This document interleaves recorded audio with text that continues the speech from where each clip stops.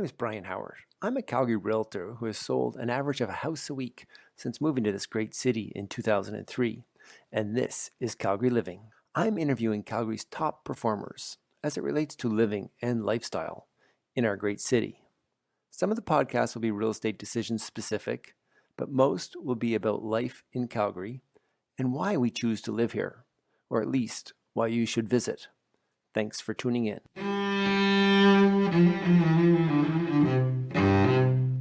Well, folks, welcome to another edition of Living in Calgary. Today, I am excited to have Marcello Di Cintio.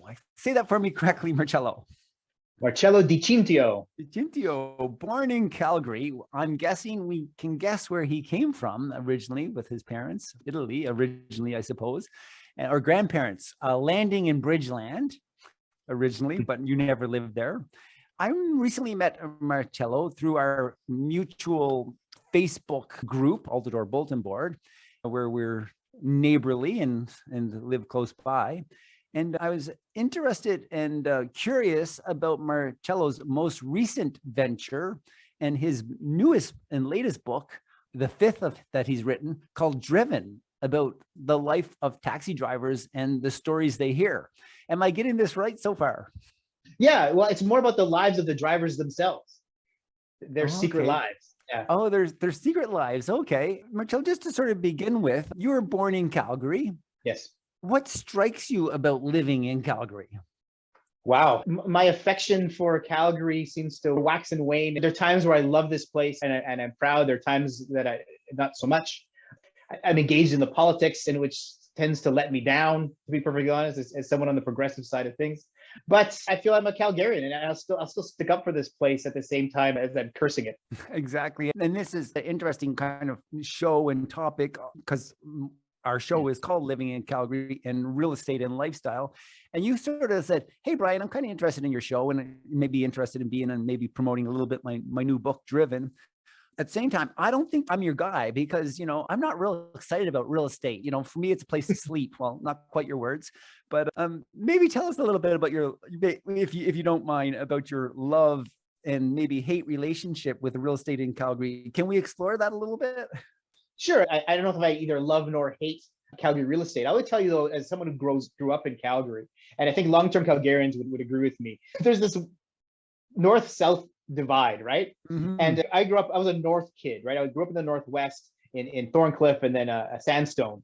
And, other than to go to downtown or go to the Stampede, we never crossed into the South. And my friends who grew up in the South, same sort of thing. They never went to the North, right? All the movie theaters they went to was in the South. All the shopping malls was in the South. And we never crossed the Bow River, right? And sure enough, my first property that I owned, my then wife and I had bought a condo in Kensington and then a quarter of a fourplex in West Hillhurst. And then we bought in Altador. And for my family, it was like this great betrayal that I'd crossed the Bow River to the south. And they would talk about coming to visit us as if this required like a passport and like a vast, a vast journey. And, Marda Loop is not far from North Calgary. It's not distant, but just having the S in front of the W made it feel like they would have to get their vaccinations and update their passport before they could come visit me. But yeah, like I said, we had a house in West Hillhurst, and moving to Marda Loop, it was not just the north-south divide, but I really loved my time down on the river on the north side. But I've been here now for about close to 10 years, and I love Altador. I do. I recently helped a couple of buyers buy in Marda Loop, Altador area. And they both grew up in the North. And I actually told them, I've only lived in Calgary for 20 years, since 2003.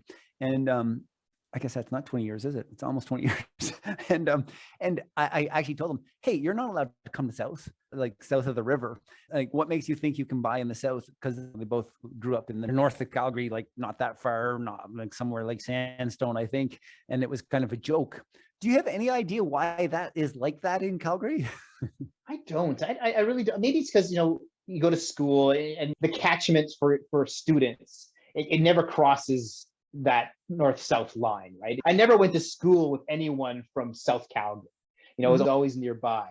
And that's the neighborhood we knew. And like I said, if we needed a movie theater, we'd go to Market Mall. If we needed swimming pools, we knew where they were, all that kind of stuff. and so we never crossed over until I got into high school when I was on the wrestling team. And that was the first time I would cross over for like tournaments and competitions. And it was this whole other world that exists on the other side of the river, which is ridiculous. Let's face it. It's totally ridiculous. It is totally but, ridiculous. But there was a psychological thing. And like I said, even my family feels the same way. I'm the only one of us living in the South, current still. And everyone's like, it's such a strange place. It's still like that, right? Maybe I want to get into Driven a little bit and, your career. Sure. But before I just jump into that, can you tell me a little bit about this whole north-south Calgary? How about the boom-bust economy of Calgary? You're a longtime Calgarian. Sounds like you grew up in central Calgary and still live here in this area. And I think you're a similar age to me. So you saw the boom and bust of like 1982, 83. And I imagine your dad was going through, and your family, uncles and stuff had all kinds of big mortgages at high interest rates. And then we saw the real estate prices start to increase in about 1996. And then that lasted rolling to 2006, 7, 8, boom, boom, boom. And then a big bust. And then we started to see some recovery in 2011.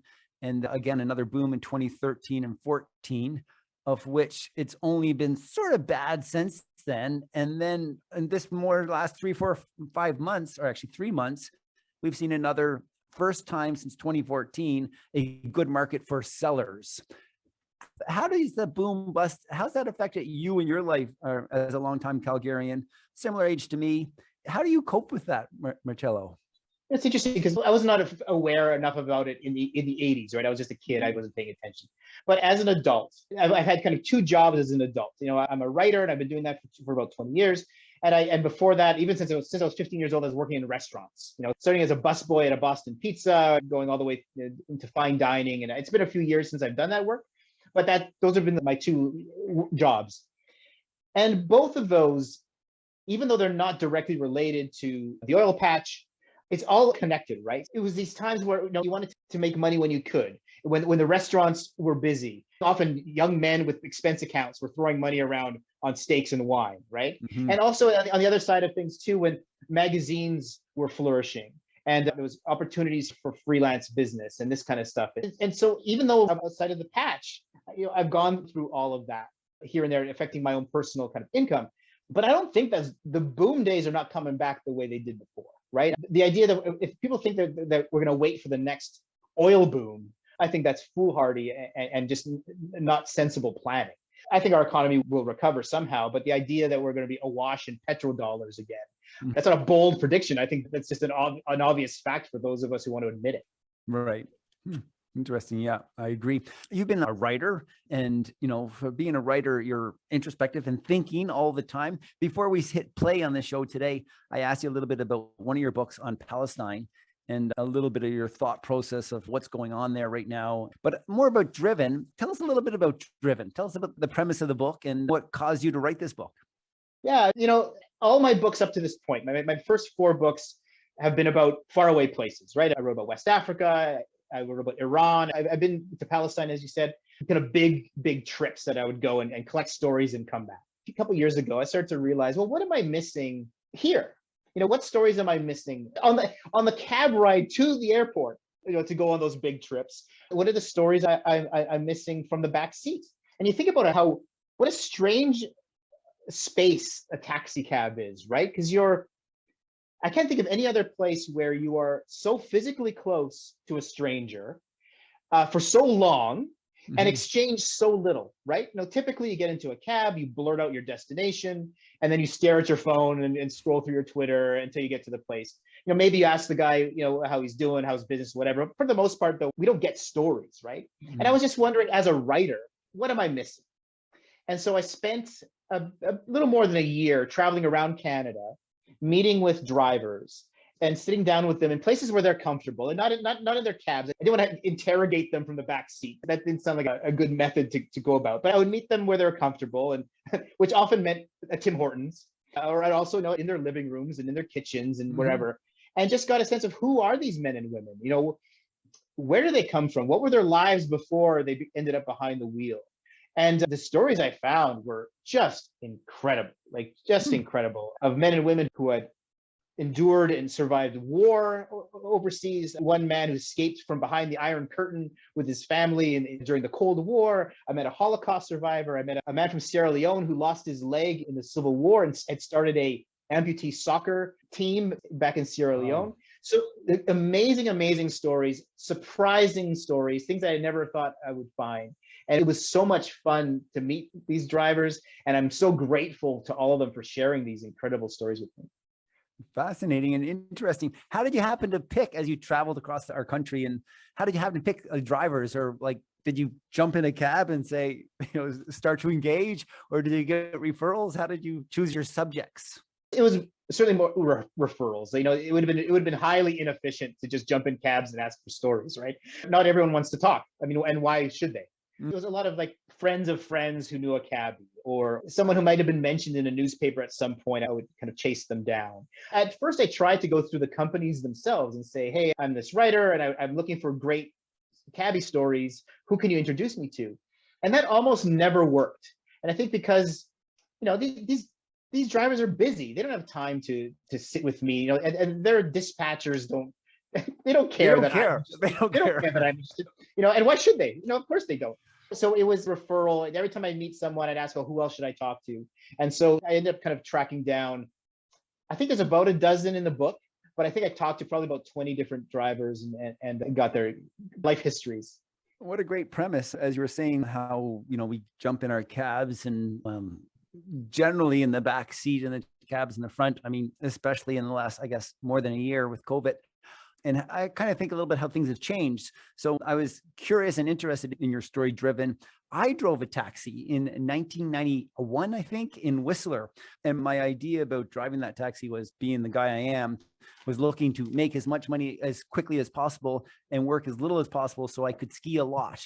And that worked out really well for a season at the Whistler Blackcomb. But I found that I'm always kind of been a curious guy, and I could get into some pretty neat conversations as a taxi driver back then with folks that had no idea who I was, or where I was coming from or anything. And that was fun. These last 10, even 15 or 20 years, when we jump into a taxi with our cell phones, and like the conversations don't happen like they used to happen 20 or 30 years ago, because there's like, we can work from anywhere, whether it's the back seat of a cab and stuff, which is kind of unfortunate, but I guess we all know how the world has changed. Tell us a little bit about your. Sorry, go ahead. Sure. Maybe comment. No, and not just work, right? We entertain ourselves with that phone Right. too, right? We don't need the driver to engage with us, because we can just scroll through our Twitter feeds. We can check our Facebook, right? So we don't need to engage. Right. And to be fair, not all drivers want to engage either. I think I would be in such trouble by the nation's cab drivers if everyone started getting into the back seat and started demanding to hear the life story of the guy behind the wheel. Oh, yeah. Right? No, they don't want to tell that story. I think this year with the drivers, it just taught me not just about not just about the drivers, but all Canada, about how everyone we see, everyone we pass, every stranger we even have the momentary engagement with, whether he's a cabbie or she's the woman pouring our coffee at the Tim Hortons or bagging our groceries or whatever, everyone has an epic story, right? Everyone's life contains multitude, to use a cliche. And in a way, it's almost, I feel just comforted by the fact that we're always surrounded by these grand histories, that everyone's gone through something epic, right? We should all realize that we share that with everybody, whether we're in the back seat or the front seat. Marcello, it's an honor for me to have this time with you. You're a writer, you're an intellect, you're a thinker. What's it like being a writer these days? And tell me a little bit about your goal in publishing this book and how we can help as an audience. Like, how can we support you as, our neighbor here in Marda Loop, Altadore area in Calgary? And what can we do to support Marcello and where you're going with this book? Well, I mean, read and buy books, right? During the pandemic, one of the few businesses that have done better has been independent booksellers. I think being trapped at home, people are kind of up their reading game, right? And people are buying a lot of books. And so that's the best thing you can do to support your local literary community, is just, buy and read their work. I think every book for a writer, we want the same thing. We want to increase our readership, especially writers here in Calgary and in Alberta. sometimes it feels like we are very regionalized, right? We might be well known within the small confines of our city or province, but no one's ever heard of us in Toronto, where the industry is centered, right? An Alberta writer always wants their book to hit big out east, and so that's the kind of thing that we hope for. That's a cold, cynical business answer. But as a writer, as someone who tries to create something on the page, I just want readers to engage with and enjoy it. My work does not exist without your eyes on it. I love seeing my book in people's hands. It's really a beautiful thing.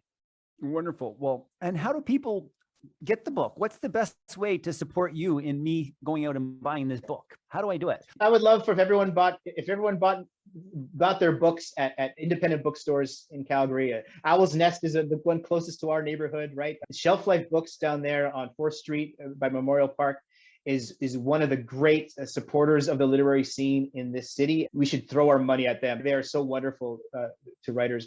Pages as well, and their new I think it's called Next Page in Inglewood. So yeah, buy books from your indies if you can. And now, what about if people want to reach out to you directly? Is that a thing? Would you like that? How do people? I'm on social media like everybody else, right? So you could find me easily on my Twitter and my Facebook author page. I have a website, marcellodicintio.com, that I very rarely update, but it's there if anyone wants to reach me that way. Also, I'm launching Driven on Thursday evening. We're launching virtually on Facebook Live and YouTube. And Mayor Nenshi is hosting the event. He's going to be interviewing me. I've interviewed him a couple times for a couple different things, so it's going to be nice to. He's got to return the favor now. Well, I'm going to tune into that for sure. What time does it happen on Thursday? 7 o'clock on Thursday. Yeah, perfect timing for my Thursday evening plans right now. And I will try and get the show published before, for Wednesday, so that our listeners can maybe tune in on it as well. Marcello, do you have any last ask for our audience today? Request? Yeah, nothing to do with me or the book. Yeah, my request: get vaccinated and stay home. Very good. That's what. Please do. And the reason why we're doing this on Zoom today, and I have my vaccination, and you do too, I suspect. I do. Yesterday, I got home from a showing, and I was with 4 people. And none of them had been vaccinated. And 2 of them were just slightly older than me, and 2 of them were in their early 30s. But it's kind of embarrassing. Yes, I agree with you entirely. Marcello, thank you so much for being on the show. I look forward to picking up my copy of Driven at my local bookstore, Owl's Nest. And thank you very much. I appreciate that. And I look forward to Thursday's virtual opening on Facebook Live. I'll be there. Thank you so much. And thank you for having me on the show. Over and out.